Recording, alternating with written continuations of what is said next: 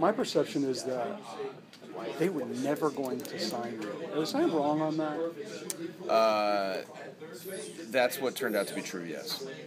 They were going to take your money and give it to you, Darvish.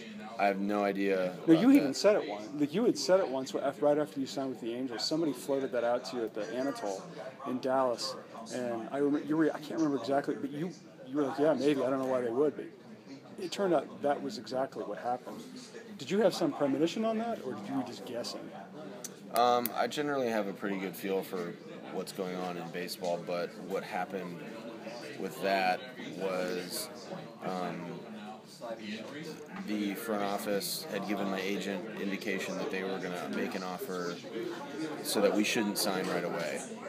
You know, I had an offer. I probably could have signed with Anaheim in November, like right out of the gate, because they were the first people that were kind of like pursuing me. But we decided to wait because we're like, well, you know, the Rangers keep saying they're going to do something, and they never did. They never did. And at the end, what they said was, yeah, we were hoping you were effectively not going to get a good deal and have to come back begging to us. So that was what John Daniels told my agent.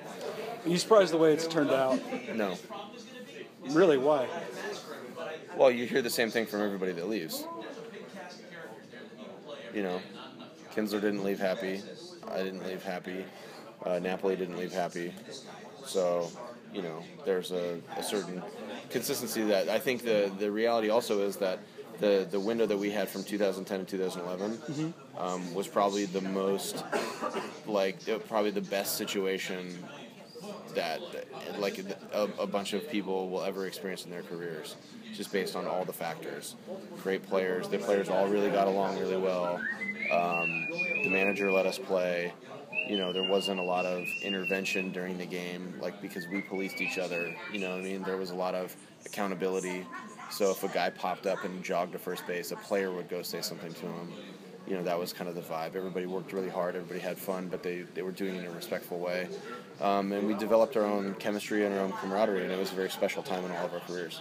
So when you did leave, and you've obviously had a nice run here with the Angels, I don't even know, do you look back at your old team with any kind of sentimentality? I mean, you obviously were a big part of that success here for a long time. Yeah, but I mean, you know, I like to think that, you know, I was part of the transition more so than a part of the success, if that makes sense, because... What do you mean? Well, if you look at our team from, 2007, 2008, 2009, yeah. You know what I mean? And we weren't necessarily competing for the pennants or anything like that. We were good. We weren't good. We weren't good in 2006. I'm comparing it to 2001 and 2 and 3 before you were here when they were awful. Well, I mean, you know, yeah, but I'm saying, you know, in 2006, 2007, we weren't competitive, you know, to the Angels or to the A's.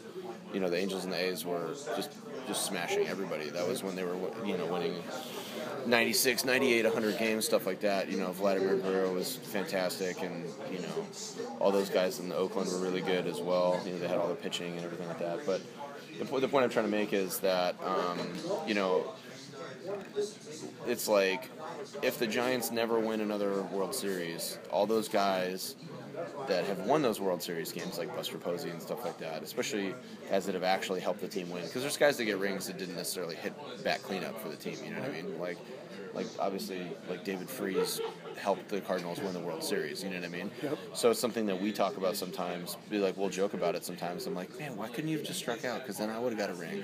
That's a good point. But, you know, at the end of the day, only one team gets to win the World Series. And if you win the World Series, it's special. If you play in the World Series, it's very special. So it's, you know, I'm sure the Royals, you know, last year, those group of guys, some of those guys might never, I don't know, the exact roster of the team, but there's a guy on that team that's the last World Series he's ever going to play. You know what I mean? So anytime that's the case, then you're going to be excited about that. And until you do it again, that is the last time. Do you worry about that for you? You've been competitive, you've been in playoffs, but do you sweat that for you? Man, that might have been it. No. You got two cracks at it. Yeah, we've had two. I had, you know, but it wasn't just me, it's a team, you know, our team had two cracks at it. We didn't get it done both times, you know. I pitched well in the World Series, you know, both times. I didn't, you know, I didn't throw a shutout and I didn't hit a home run, you know, so there's I fell short, right, in that regard. But, you know, it's all very liquid. You know, you don't really know. Like, I could pitch another 6 years and physically, but it's like, you know, what role am I going to be in on a team that wins the World Series in 6 years or 7 years from now? Like, could I be a lefty reliever for a team that wins the World Series? Yeah, that's possible. But it's like, do I want to be a lefty reliever in 7 years? Why not? I don't know. You know what I mean? Were you smart enough or present enough? Not smart enough. Did you have the perspective enough when it was going on to appreciate the rarity of it when it was going on? You're just trying to win. You know, like every game, like, you know, baseball players don't reflect during the moment necessarily all that often. Mm-hmm. I remember pitching Game 2 in San Francisco in 2010 and thinking it was really hilarious that there was glitter and like the confetti flying everywhere. And I'm trying to warm up to pitch. And I was like, you know, I've never really thought about this. I've never put myself through this scenario of I'm going to have to pitch with confetti on my cleats. You know what I mean? Like, it's just kind of weird that was sort of going on. So when you look at what the Rangers are going through now, which they've struggled a little bit the last year, and who knows what this year will be, I don't want to, because you kind of referenced it, are you surprised that they've struggled? It's a totally different team. You know, obviously Beltre is one of the best players in baseball, but other than that, like, who's left performing at the level?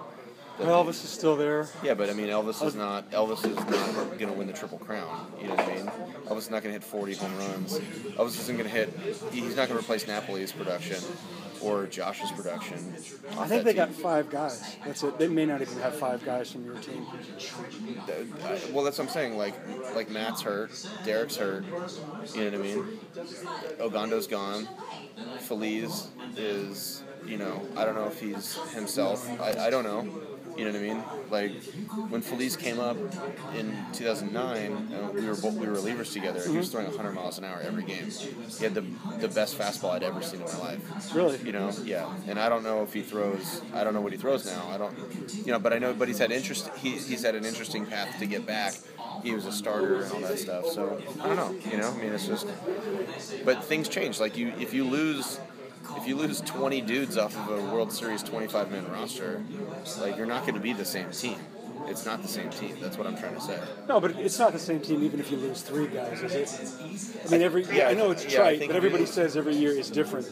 Your team's different than last year. You guys have what? Did you guys win the most games in the major leagues last year? I think so. Yeah, and we don't have.